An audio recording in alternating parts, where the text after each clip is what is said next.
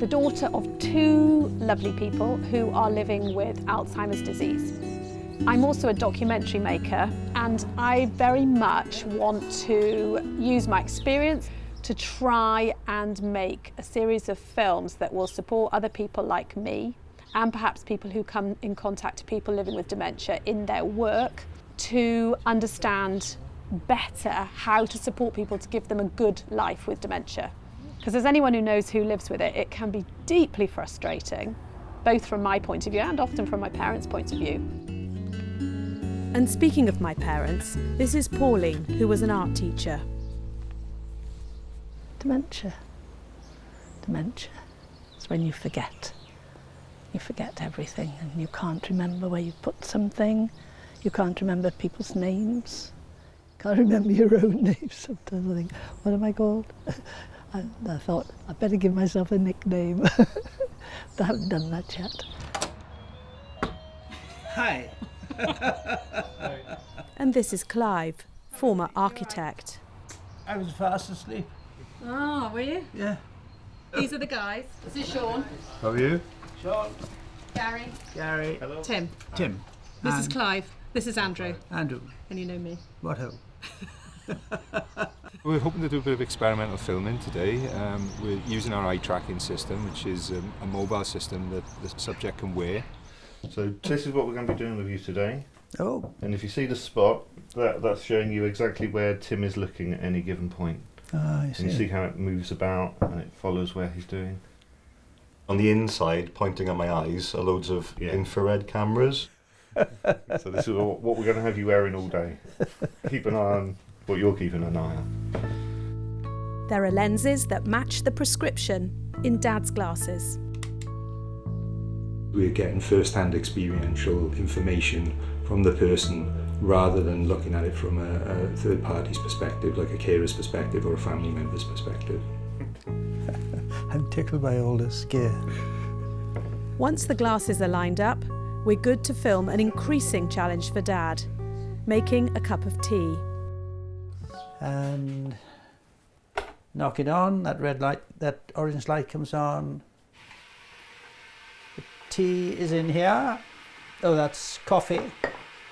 This should be tea. So I've got to get the cups over here. There should be a cup of tea. Oh, there we are.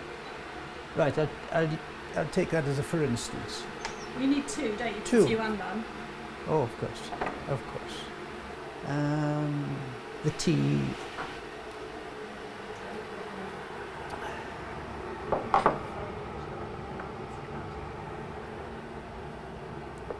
I can't see any tea here actually. It's as if we're out of it.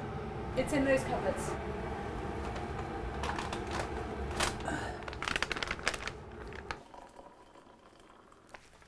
Right.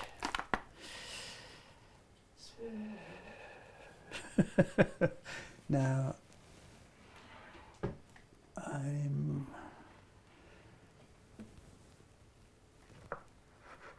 where the hell is the other one? What are you looking for? Another cup. What about these two mugs, the cups in front of you? What's that? Yes, that I've made that as a cup of tea, you see. What's next to it? That would have held milk probably, or... So do you need another cup? Yes.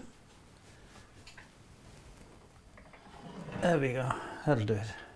What I haven't done yet though is put any tea in there, which we're out of. Actually, I think there is some No, down that's there. coffee, that's coffee. You're right. That Tetley's tea calf, that's what you've got, that's a tea. Right.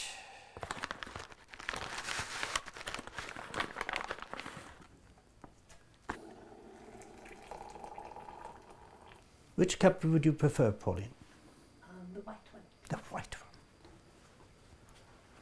one. So you can make tea? Who said I couldn't? Well, sometimes you tell me you can't do it. Oh, rubbish.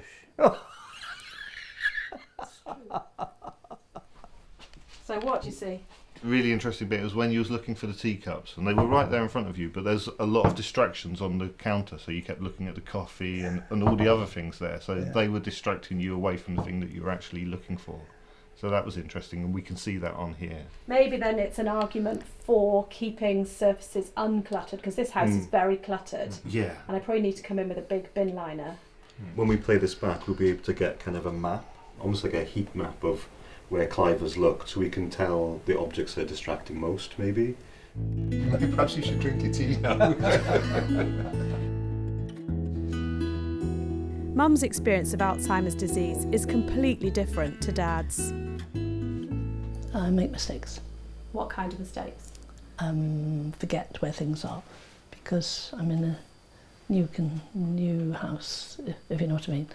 In what way is it a new house? Well, because although I've been living in elsewhere, so I've got to remember where things are, because when you say you've been living elsewhere, what do you mean? We have been living elsewhere, haven't we, Clive? You've lived here since 1976. Oh, right, You've yes. lived here for like 50 years. Yes, right. So I'm just going to get breakfast ready. Cereal. There we are. Pauline's sequencing of events was very good, and there was a definite flow, which we didn't notice with Clive as much, a bit more confused. Factual things is strong with him. We need some milk. So I'll just go into here. There may be some interesting differences between gender roles and whether or not those particular types of activities are more familiar with one gender than another, and whether or not that becomes ingrained and then it's easier for that person to remember that particular flow of tasks. So that might be an interesting thing to look at in the research. There we are, darling. Cheers, sweetheart. Cheers, the note. They complement each other in their strengths and weaknesses. So what you can do, Daddy can't do, and what Daddy can't do, you can do. Exactly, we work very well. The second observation is around dressing, another challenge for Dad. Right. The ambition is to try to understand what it's like to live with dementia. So looking at it from that person's perspective, understand just daily activities of living and where the problems lie. At this point, I would probably say, Pauline, give me a hand here, please. So talk us through it, what you're thinking. I'm thinking, how the hell am I going to get this lot on without dropping it on the floor all the time? This is an advance. Or is it? What are you seeing? Lots of squares. Do you think that's the issue, that it's squares, that it's distracting? Shall I give you another show and see if you find it easier? We're just trying to establish whether there's any kind of observations that we can make from this that might enable us to start to consider a more formalised experiment. Why was that so much easier? I don't know. Just flowed. Experiment or not, I'm going to go out and buy Dad some plain shirts this afternoon. And I'm going to rearrange his drawers.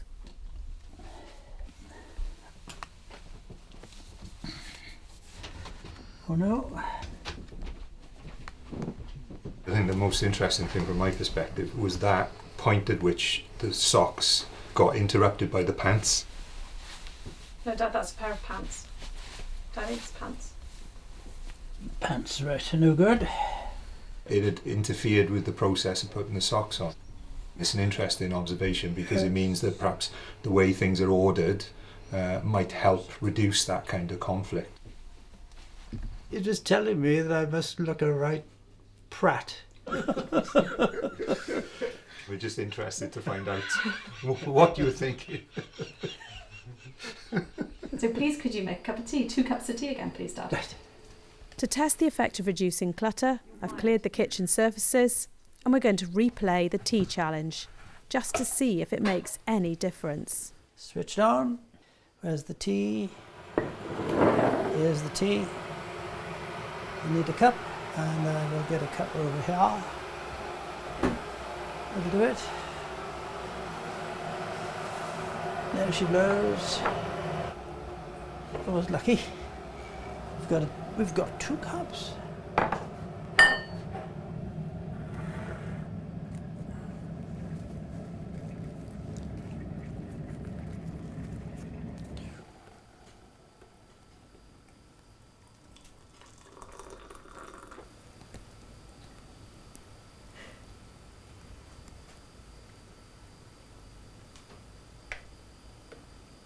Dad, Yeah, where have you just poured the water?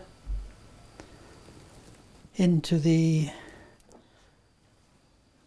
Aha!